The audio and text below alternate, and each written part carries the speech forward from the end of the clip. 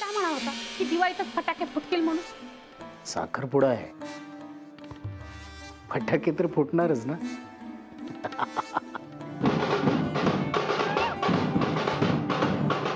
हो सरपंच साहेब, हे काय सगळं?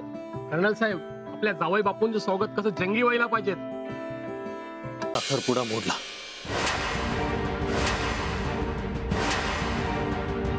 एवढंच म्हणायला की राजवीरनी लग्नाला नकार दिला. बाबा, आपण त्याला चांगलाच धडा शिकवायला हवा. प्रमोद, चल माझ्या बरोबर. कुठे चाललाय तुम्ही?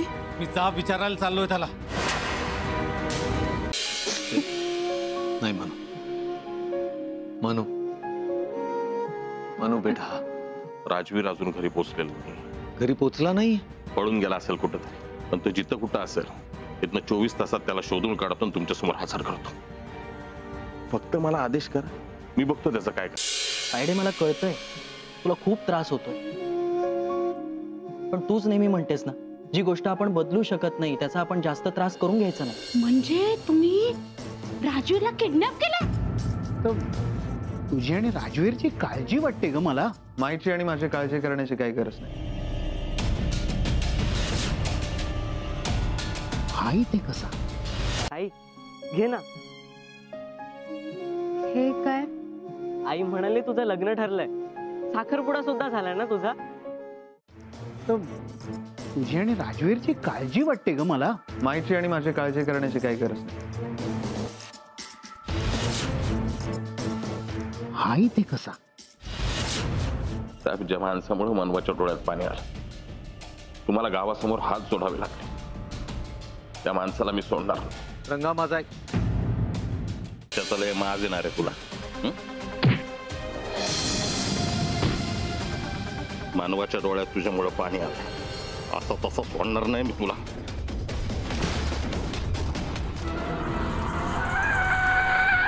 तुम्ही गाडी का थांबवली? तुम्ही काम करा, इकडून घ्या. तुम्ही इथून घ्या ना, गाडी थांबू नका प्लीज, लवकर. नाही एक काम करा, युटर्न घ्या. मी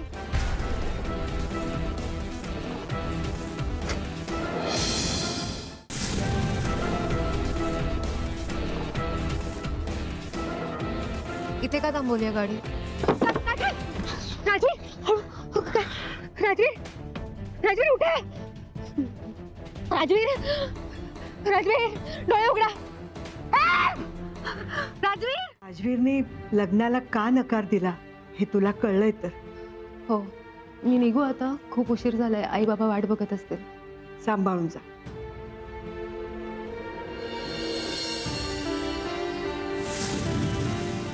मला माफ कर प्लीज. मला समजून घ्या. मनवा,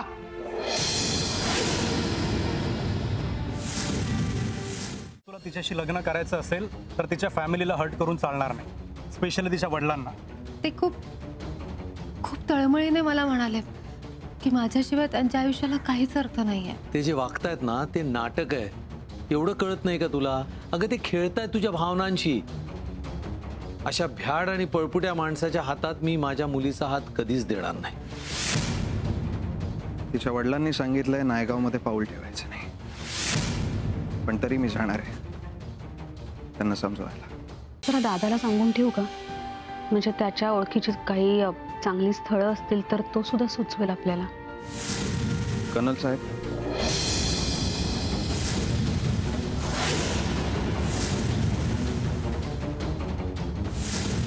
कालच मी तुम्हाला बजावलं होतं की नायगावमध्ये पुन्हा पाऊल टाकायचं नाही. तरी सुद्धा इथे यायची तुमची हिंमत कशी झाली? ज्या दिवशी साखरपुडा मोडला त्या दिवशीच आपले संबंध संपले. निघा निघा इकडनं. मला तुमचं तोंडही बघायचं. त्या दिवसानंतर मी ठरवलं होतं की काही झालं तरी तुमचं तोंड कधीच बघणार नाही आयुष्यात. पण नंतर तुमची बाजू ऐकल्यावर असं वाटलं की तुम्हाला समजून घ्यायची गरज आहे, आणि मी तुम्हाला समजून घेतलंय. मला माहिती आहे हे जे काही झालं त्यात तुमचा काहीच दोष नाहीये, आणि म्हणूनच मी तुम्हाला साथ द्यायला तयार आहे.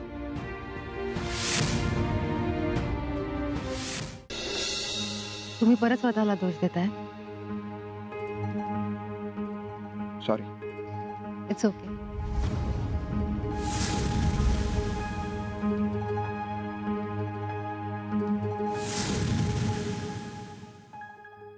आता तुमच्याशिवाय माझ्या आयुष्याला काहीच अर्थ नाही. मी नाही राहू शकत तुमच्याशिवाय.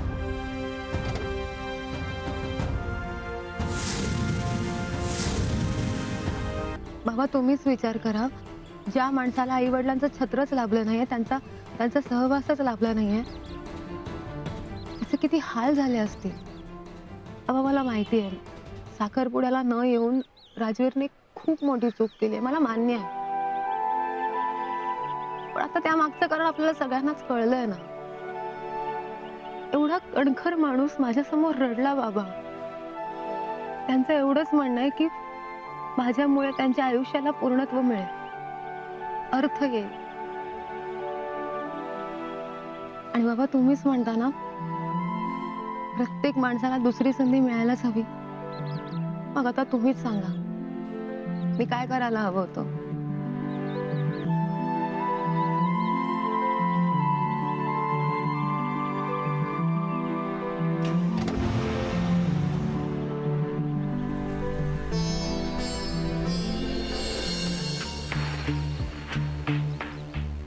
काय प्रॉब्लेम आहे त्या माणसाचा मला खरंच कळत नाही. राजवीर रिलॅक्स. त्यांच्या मुलीने माफ केलंय ना मला, मग यांना काय प्रॉब्लेम आहे? अरे तू जरा शांत हो.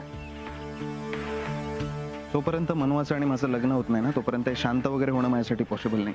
राजवीर तू एंगेजमेंटला गेला नाहीस म्हणून हा सगळा प्रॉब्लेम झालाय. मान्य आला मला, त्यासाठी त्यांना सॉरी म्हणालो ना मी. त्यांना काय म्हणालो मी की गावासमोर तुमचा इन्सल्ट झाला ना, ठीक आहे, अख्ख्या गावासमोर मी तुमची माफी मागायला तयार आहे. पण नाही, काय म्हणणं आहे त्यांचं? म्हणणं काहीच नाही, इगो मध्ये आलाय, बाकी काय. अरे राजवीर असं कसं बोलतोयस तू? मनवाचे वडील आहेत ते. एक्झॅक्टली, वडील आहे ना, मग मुलीचं सुख कशात हे कळत नाही त्यांना. का मध्ये येत आहे आमच्या? तू जरा त्यांच्या बाजूने विचार करून बघ. तूच सांग, ते इतक्या लगेच हो कसं काय म्हणतील? अरे पण त्यांची मुलगी रेडी आहे ना, मग काय प्रॉब्लेम? आणि मला ना, मी नाही थांबवू शकत आता जास्त. राजवीर तुला वेड लागलंय. हो ठीक आहे, वेड लागलाय मला. त्याच्या मुलीवर वेड्यासारखं प्रेम करतोय, कळत नाही त्यांना. मनवाला माझ्या इतकं सुखी कोणीच ठेवू शकत नाही. आजपर्यंत माझ्याशिवाय तिचं पान सुद्धा हलत नव्हतं. हीच मुलगी 2 महिन्यापूर्वी भेटलेल्या मुलासाठी माझी साथ सोडून त्याच्या बाजूला जाऊन उभं राहायला तयार झाली. मग आता काय करायचं? बाबांच्या मनात आपल्या लग्नाबद्दल नेमकं काय चालू आहे हे कळत नाही तोपर्यंत मी काहीच करू शकत नाही. इतक्या वर्षात पहिल्यांदाच तुम्हाला पराभूत झाल्यासारखं बोलताना बघते. जर आपल्या मुलीला साथ देणं याला जर तू पराभव म्हणत असशील तर हा पराभव एक बाप म्हणून मला मान्य आहे.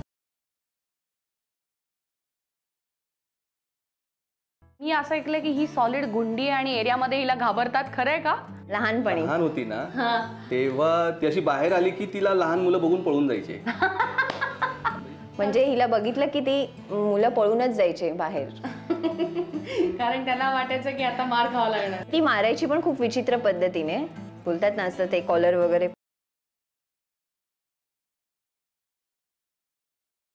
की जे जे माझं आहे ते सगळं तुझं आहे. हो हो, लग्नानंतर. बघा,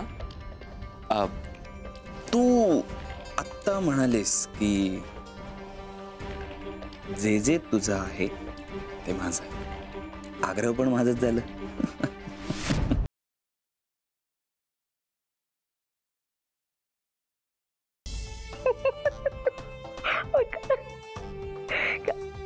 काय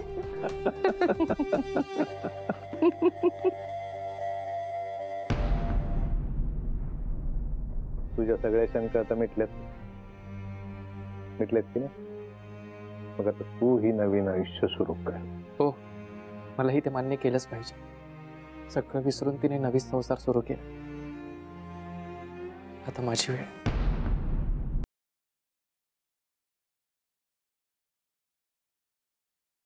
काय कसलं उत्तर? हेच की तुझे असे कोणी मित्र आहेत का जे म्हणजे ज्यांना तू भेटतोस पण मला सांगत नाही?